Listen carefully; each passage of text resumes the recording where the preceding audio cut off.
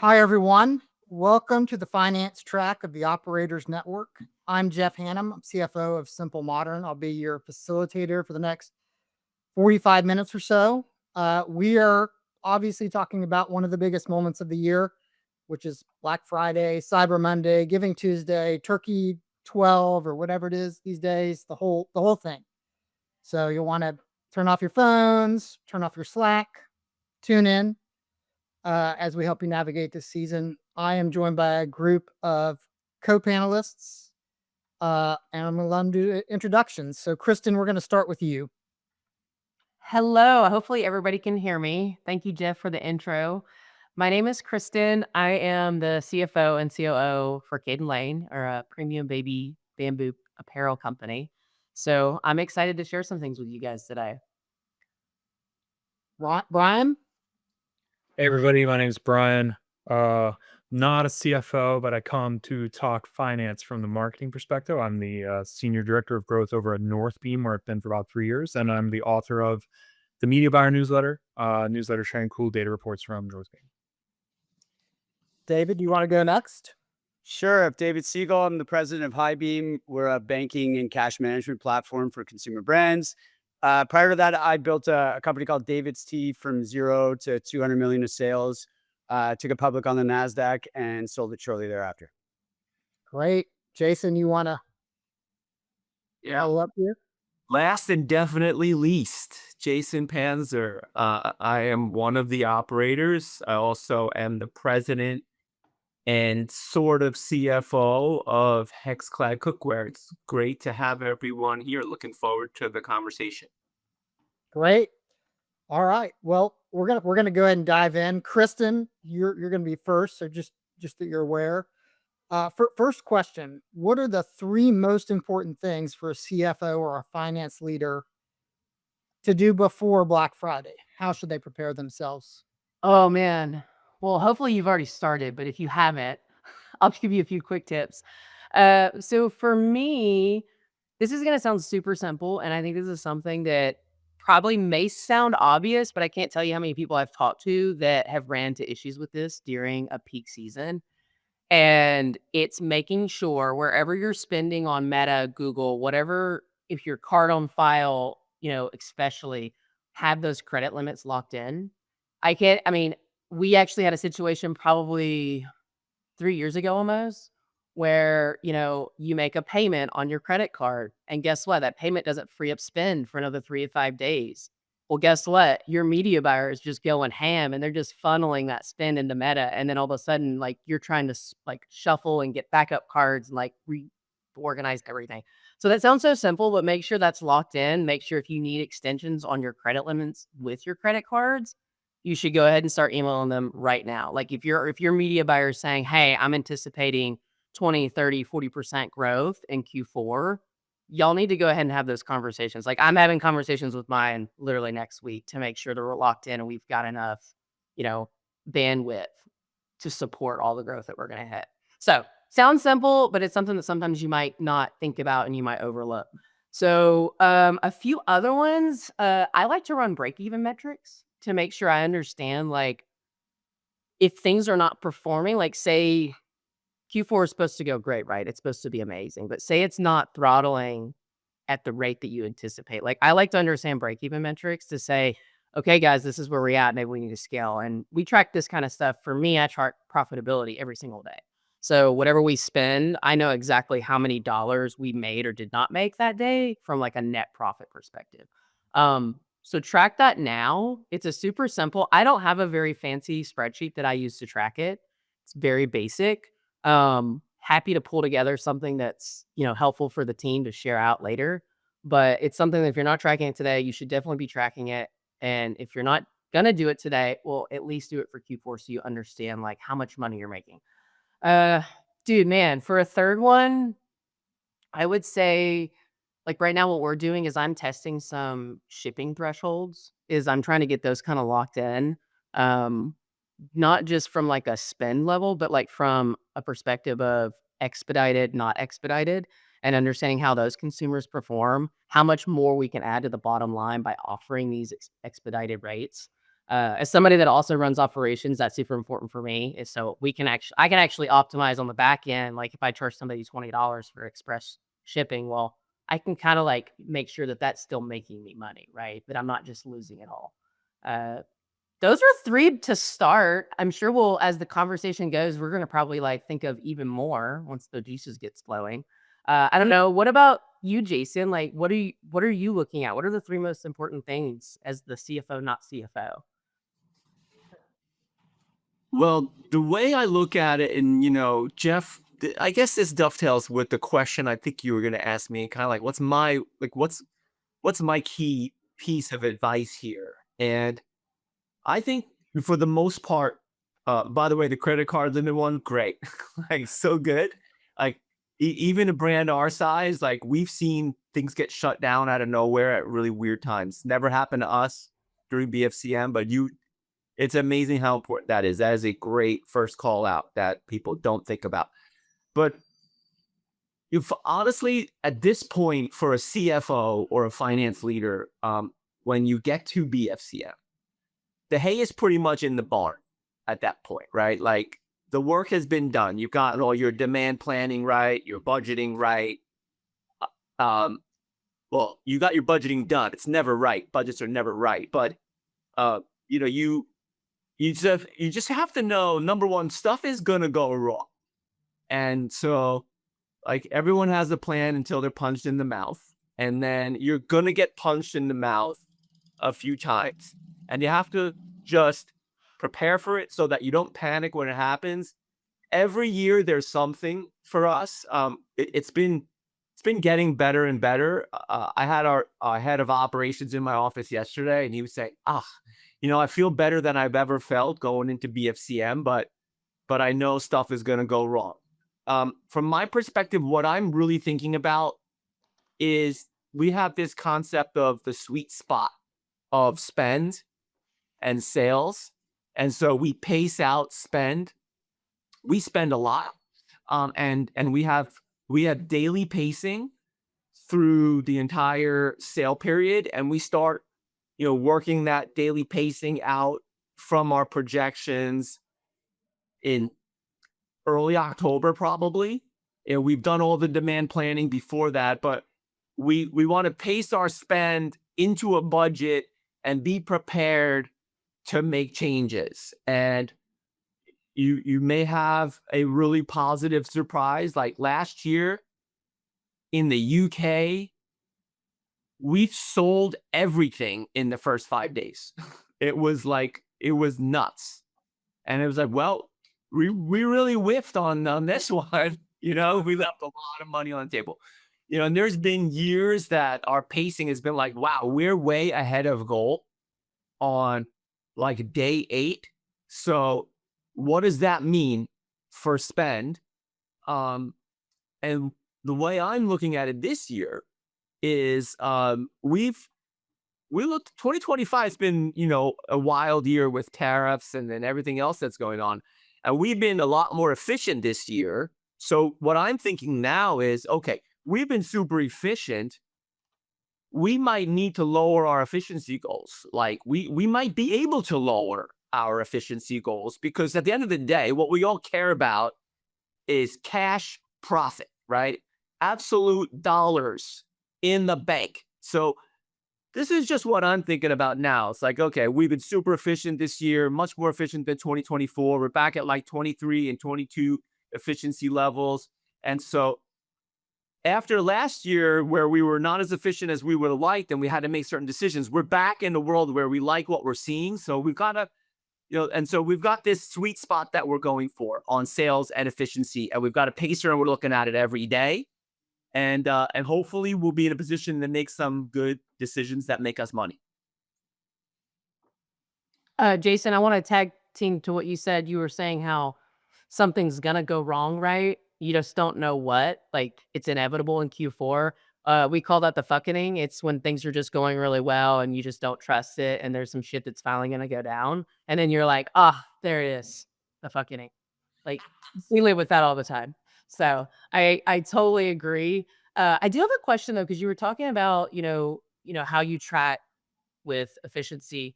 Um, For people that are, like you said, operating at a higher efficiency right now, are you tracking for your media spend team, like what are the levels of efficiency that we can work with? So like say you're at a 2 mer or a 3 mer at this spend, well, it's going to generate this level of profit. Are you like letting them play with where you could actually spend more at a lower efficiency, but still at the end of the day, it could potentially generate more profit? Like, are y'all looking at it that detail where they can kind of see that sliding scale? Yeah, that's exactly what this sweet spot analysis is, right? It's Okay. sort of MER versus sales, and how does that translate into like absolute profit dollars? Because that's what we care about. And it sounds simple, but it is trickier than you think because nobody really knows what that marginal dollar in spend at some point is going to be, right? Because there's like diminishing returns on it. And that's really the art of it. That's really like where your judgment comes in, knowing your business, being in the game for a long time. But that's absolutely right, Kristen. We're going to look at it at that level. Okay. Nice. I have a couple thoughts, especially thinking about before you get there. The I feel like this as the CFO, you sit over the entire organization's finances and you see things that the sales teams don't see, that the marketing team doesn't see. So one of the jobs I think of the CFO is really to communicate what are the goals of this season. And generally with you, Jason, we're profit maximizers, but sometimes as a CF, you have other goals. Maybe you are in a time where you're having inventory and your goal is actually to liquidate some of that inventory. Other times you're managing around a debt covenant. Maybe you have a fixed charge or a leverage ratio you've got to manage around. So you really have to be focused on profitability. So I think the CFO being able to communicate to, especially the sales and marketing teams, what are the goals of this season is really important.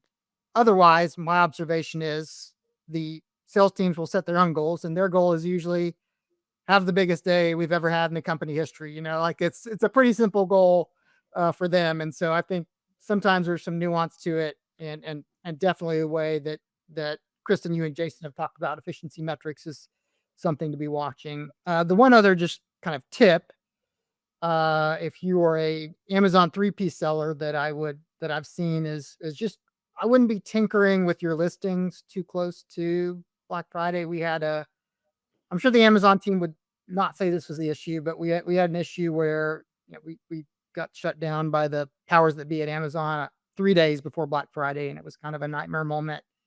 And we had to go back through all the listings and make sure we had the same, the right number of letters in our headers and content, et cetera, et cetera. So, get your tinkering done before, several weeks out before you hit the weekend. So if it's not bro, don't try to fix it, basically. Yeah. Yeah.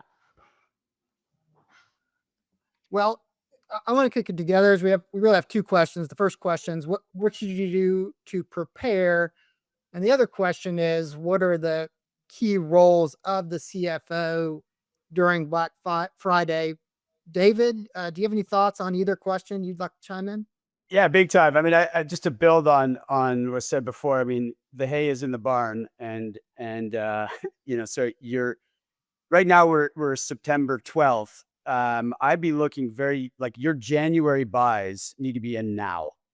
I mean, you want to be looking at the macro level of the open to buy. Like, what's the shopping list? So you already hopefully bought your inventory for holiday. It's on the water, of course, but you want to be looking out into Q1 as well, because really a day is a week and a week is a month once the show starts, and you either got to push inventory out or pull it in faster, right? So you kind of want to be figuring out what are your thresholds where you're either gonna have too much inventory or too little, and how do you really capitalize and make sure you can afford to have too much inventory this time of the year and recover, assuming that you don't cross this threshold where your cash reserves get too low, because now's the time where you want to be a little bit inventory heavy and put more money in the bank.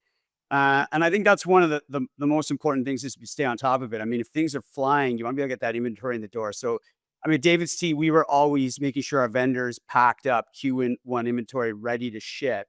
By sort of, early November, we get a read on it.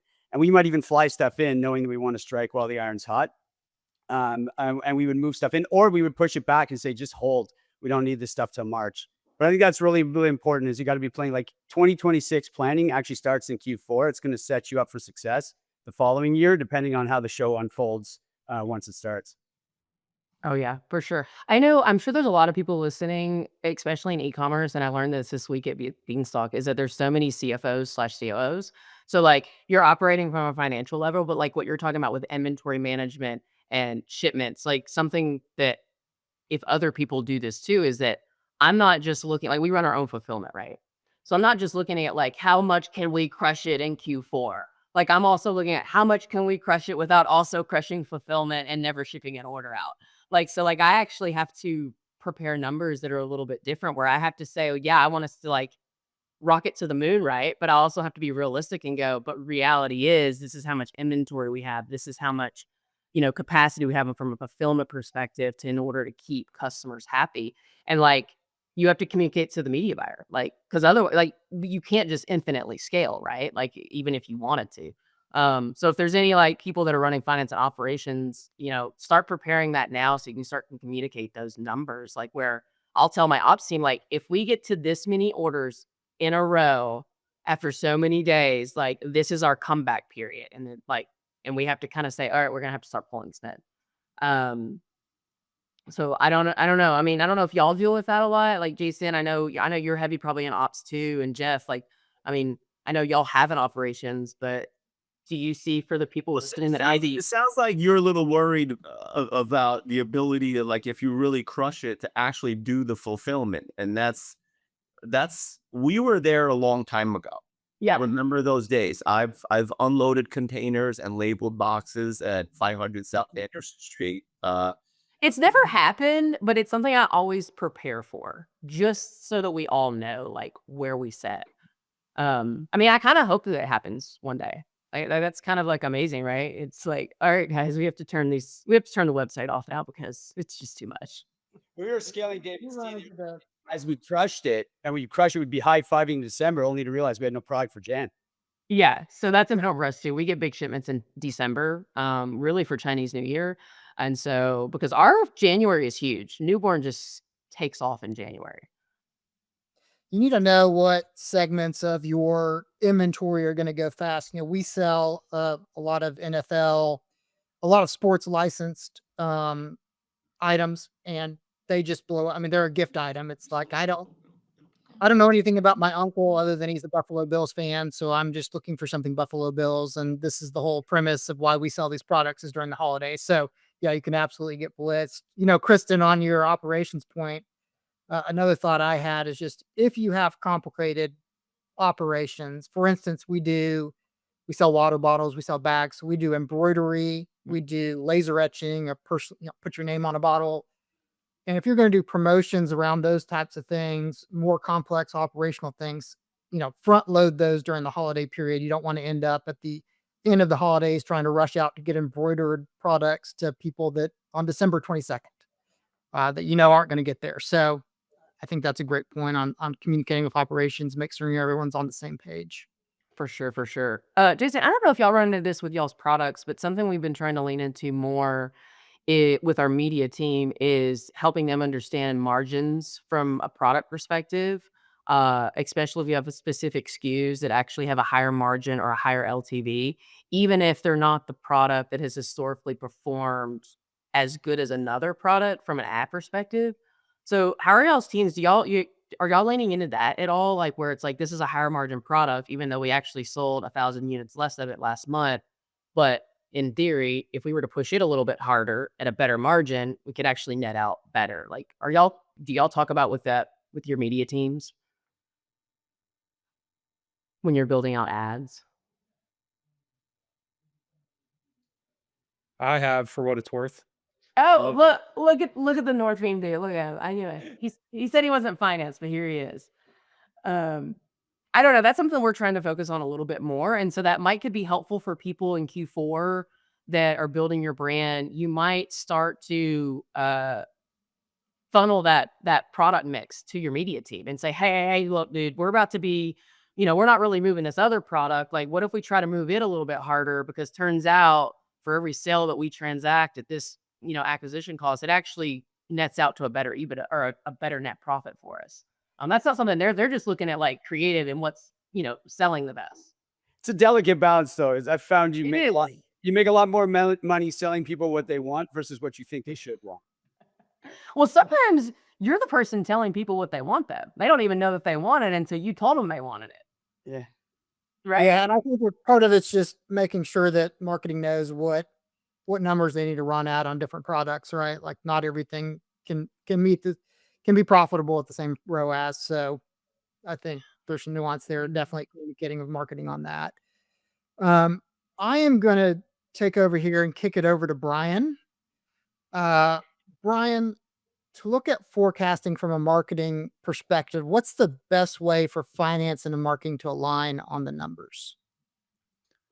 Well, we're talking a great deal here about like planning, forecasting, inventory and stuff like that. And I'm hoping that most of the people on this call already think about it this way. But for those of you who do not, I think it's worth repeating. I have about 5 minutes here, so I'm going to make this really fast. But for me, the question is when you're budgeting, when you're planning, when you're forecasting, or when you're looking back and doing your post mortem after Black Friday, Cyber Monday, are you budgeting your spend or whatever else for when revenue was generated or when it was inspired by marketing efforts? This might sound like either or, but there's a really, really specific nuance here that I want to get into that I don't feel like enough of us are actually leveraging. So, really quick, if you think about it, everything that we're getting on Black Friday, Cyber Monday, all the revenue that we're getting is created by all the channels that we're running both today and that we have been running in the lead up to this. I know sometimes we're planning for Black Friday as far out as February, right? So that's where the revenue is coming from. But smart teams know that you don't harvest the same day you plant your crops. My Black Friday planning started months and months and months ago. The revenue that I'm going to get through that period of time is earned by both the stuff we did months and months and months ago, and future revenue is dictated by the actions the marketing team takes today, right? So this is the reality of your marketing impact. You've got impact from your previous days, and then you've got impact on your one day. These are things you can like control media. You can actually control this. You can media by, hour by hour if you want to, which lots of like the North Beam people do, right? That's why it's so important to have your credit card limits like figured out properly because they might have an opportunity to blow through your entire inventory. But if they max out the card, they can't do that, right? So I want to talk about using two different accounting modes. I want to borrow methodology language from uh, regular finance and accounting, and I want to apply it in a marketing context. So I think that the finance people on this call and the marketers as well should think about measuring the performance of your reporting on either a cash basis or an accrual basis. Now, cash means yes, this is the day that cash came in the door. Accrual historically means, oh, okay, if you receive an order for something that's paid before you deliver it or whatever, like the money is attributed to the day the order happened, not the day the cash actually hits your account, right? This is really interesting when you think about it from a marketing perspective. So if you think about an example customer journey, imagine this is the lead up to Black Friday. Let's say that a customer has a touch point on 7.1 on Facebook, 7.3 on TikTok, 7.14 on Google PMax, 7.25 on Google Brand Search, and then finally they click straight through and they order a $150 product on the 31st of July. This is what the journey looks like, right? We know that each of these touch points drove someone to buy.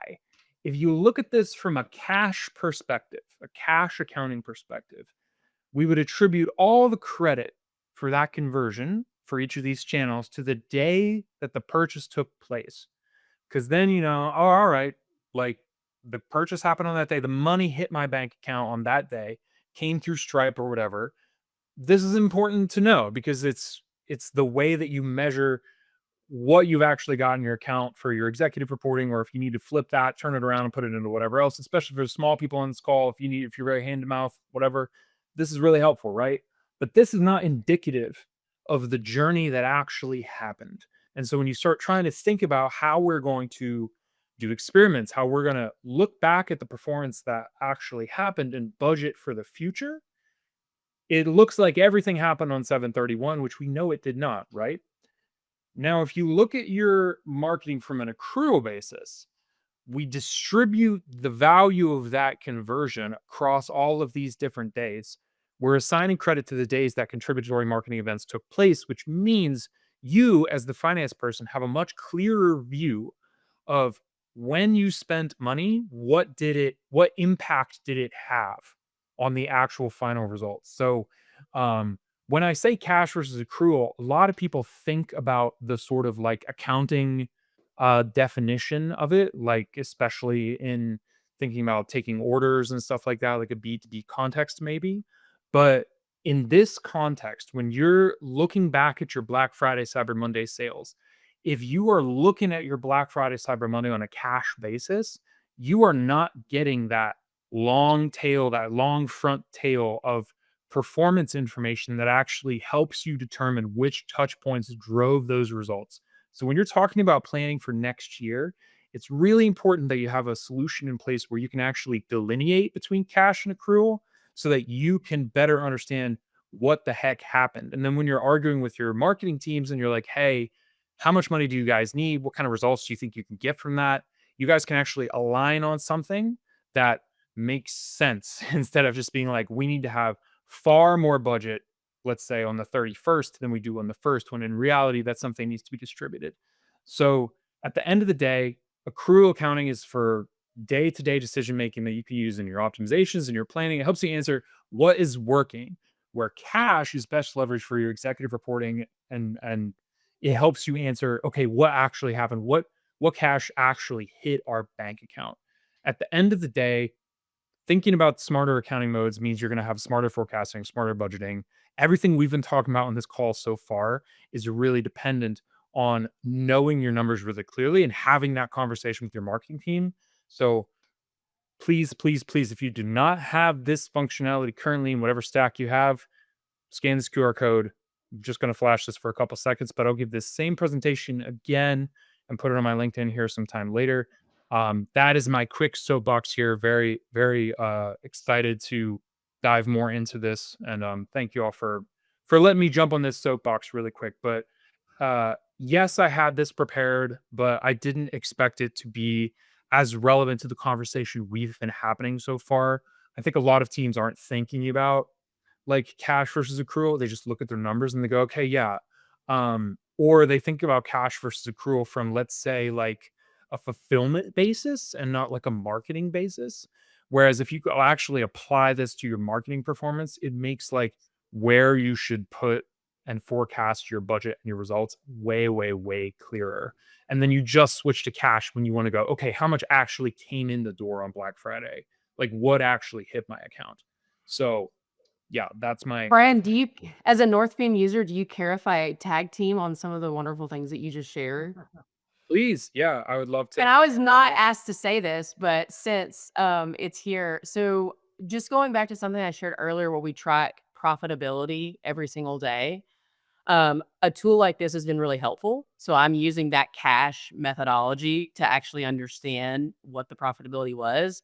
But recently, and some brands that are on, you may have noticed this, but the difference between cash and accrual, if you start to notice a spread between those two numbers, what's happening is your consideration window is growing longer. And we had a big awakening, like I think 2 years ago, a year and a half ago, where cash and accrual used to be very similar. We almost didn't even really have to look at both of them.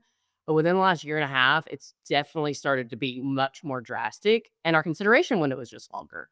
And so, which is great, but it's just one of those things that once you know how to manage it and how to adjust for it, which is basically going back to what Brian's saying, is that if you're a company that, every time somebody sees your ad, they instantly buy it. Well, guess what? Maybe something like that isn't as impactful for you. But if you're somebody where, like for us, we have baby clothes, the mom is pinning to a Pinterest board for months, or they just found out they're pregnant and they're thinking about boy name, girl name for months. And so this consideration window just started to grow and grow, which is great because it means they're emotionally invested in the purchase when they finally do purchase it. So if you start to see, I just want to share with the group, if you start to see your accrual and cash start to expand, don't freak out necessarily. Just understand how to manage it and then realize that it's not always a bad thing. It might just mean that you now have a much more invested customer base because they are eventually buying. It's just taking them a little bit longer. So yeah, I love that this came up because we use a tool also called Northbeam. So weird. It's just the tools have the exact same name. Kristen, thanks for the public service announcement there. Yeah. Well, we've got a planned question out loud, but we had a couple questions from the audiences. I think we have a few minutes here to pull one of these in. Cole brought up the T word on tariffs. I don't know that I want to touch. Ooh, that's scary. So I'm going to pass on that one. It's a good question. We have another question. How do you decide in real time whether to throttle ad spend up or down when you're balancing CAC versus inventory risk? So how do you decide in real time whether to throttle ad spend up or down? Not it. Yeah, I can give like a 2-second from the meteor buyer angle. You better have a clear goal. So like, what was your plan on Black Friday? If the plan is we're gonna make as much money as possible, we're comfortable running completely out of stock, like, X amount of days in, as long as we're getting it at a certain number. Uh, if you have a real plan that's not just make as much money as possible or have the best day ever, that question is answered instantly. And what your plan is, I feel like should be based on whatever natural current thing is happening in your business. Like maybe you don't have as much inventory as you thought. So you're going to focus in on, we need to get it at the most high price profitable rate or something like that. Or maybe we over purchased and we need to focus on turns. We need stock turns. So we're going to ship at actually like we're okay at a higher acquisition cost or a lower efficiency. I feel like this is a question of planning, but that's just from the media buyer angle. What do you think, Jeff, from y'all's end over at Simple Modern? Oh gosh. I mean, I agree with Brian. I mean, we try to balance it with our plans. We have it feels like there's so much going on in this window. It's pretty hard, but you know, uh, essentially we try to have a pretty updated view of inventory, uh, and we tend to know what. Hey, these are. I think knowing ahead of time, uh, having communicated ahead of time to sales teams, like, hey, this is where you can really throttle up or throttle down. Like just knowing what inventory positions we have in different product groups is really helpful then for them to know in advance. You can kind of give them some guidelines. I think it's good to talk in terms of guidelines, like we want to be between this and this. I think that's generally how we manage it. Well, I'll say one quick thing, and then I know we probably wanna get to David so he can Yeah. share some stuff. But for CAC for us, you have to decide if you're a company that wants to be first purchase profitable or not. A lot of people's strategy is that you don't care if you're first purchase profitable, and that's okay because you have a long tailwind. But for some brands, that's very important. So I think this would probably weigh in a lot there when you're talking about cost of acquisition. Um, Yeah, that's a great thought. Um, okay, we are going to switch to David just to make sure we don't run out of time here. David, as the holidays hurl us into next year, what are the key working capital levers founders should focus on if they want to grow profitably and either pay themselves or pull dollars out of the business? Well, first of all, I mean, it's. I think you're catching a theme here of how interconnected your media strategy and buy is with your inventory. So, I mean, there's a lot of levers you're managing, and everybody's going in here with a plan. And I think as you approach Black Friday and the busiest time of the year where you're going to do the bulk of your sales and profit, it's like the planning, getting leverage and flexibility on your inventory to the extent that you can is really, really important. So like think about holiday 2025 as the first quarter of 2026, right? The decisions the every day you got to think about like a week. As it all unfolds, you really got to be making adjustments on the inventory side, both in terms of what are you discounting because you got way too much. Like you always buy too much or too little, right? So what are you discounting? Where are you shifting focus to Kristen's point? You know, yes, you shift focus because of margin, but you also shift focus because you're running out of one thing and you got to move on to the other thing. So having planned A, B, and C in terms of merchandising and in terms of your creative on what you're going to be able to pump out in terms of different products, super, super important. The goal, you know, and then you got to be watching, if you're ahead of plan, what am I pulling forward? What am I able to get in earlier to be able to have enough stock to carry the momentum into 2026? You know, the other thing I always like to do is I always like to plan especially if I see I'm having a great holiday, I like to plan all of my supplier meetings for early Jan. It's a great time to go renegotiate your terms. And we're going to talk about in a sec how, you know, if you're running a lifestyle business, or even if you're running a business that you want to sell, I mean, the name of the game is EBITDA, right? Like you want to have a lot of free cash flow and produce as much profit as possible. That's going to drive your valuation in the event of a sale, or it's just going to be cash that you can put in your own pocket and live a great life. So, I mean, you're going to realize in a sec how critical both inventory turns and buyer terms are to that. And as you scale, every year is an opportunity to get way stronger in terms of your deals with your suppliers. Um, and the decisions you make at holiday can really compound for the next 12 months. So how you end your inventory position, how you move in the moment to move the right product at the right time is really critical to how 2026 is going to unfold for you. If you're short inventory and trying to catch up and there's Chinese New Year coming, you're going to pay for that for most of the year. And the reverse is true too. If you're wildly overstocked heading into 2026, you're going to run into some cash crunches potentially as well. I'm just going to go here to the next slide. Perfect. So you got to know your breakpoints. So where is it where if I pull more inventory in, what can I end with where I run into cash problems? Like what's my breakpoint there? So if I'm 20% up or down on plan, what am I left with heading into Jan? And how does that impact my cash and my inventory position? And where does it get to a point where I actually I become cash strapped? And where does it run in a place where I become very inventory strapped? And I think it's really important to know those breakpoints heading into holiday so that you're not, you know, as the plan unfolds and like Kristen was saying, looking at profitability daily, I'm looking at open to buy daily as well and how that's tracking. So think of open to buy, for those of you who don't know, as your shopping list. It's not what you're going to buy, it's how much you can spend when you go shopping, right?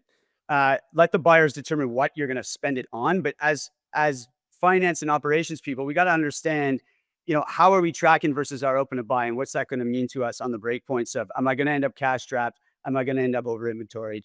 And there's a window there, right? That you can tolerate. There's some level of tolerances between you know, slightly overstocked, slightly cash strapped is not a big deal, but where are your breakpoints? And we already talked about holiday compression. I mean, it's just moving a lot faster. So what you would normally evaluate weekly, you want to evaluate daily. What you normally evaluate weekly, or monthly, you want to evaluate weekly. And then lastly here, so we actually built, speaking about taking money out of your business and working capital, we actually built a working capital calculator for one of our customers. $40 million business. And he's been at it for 9 years.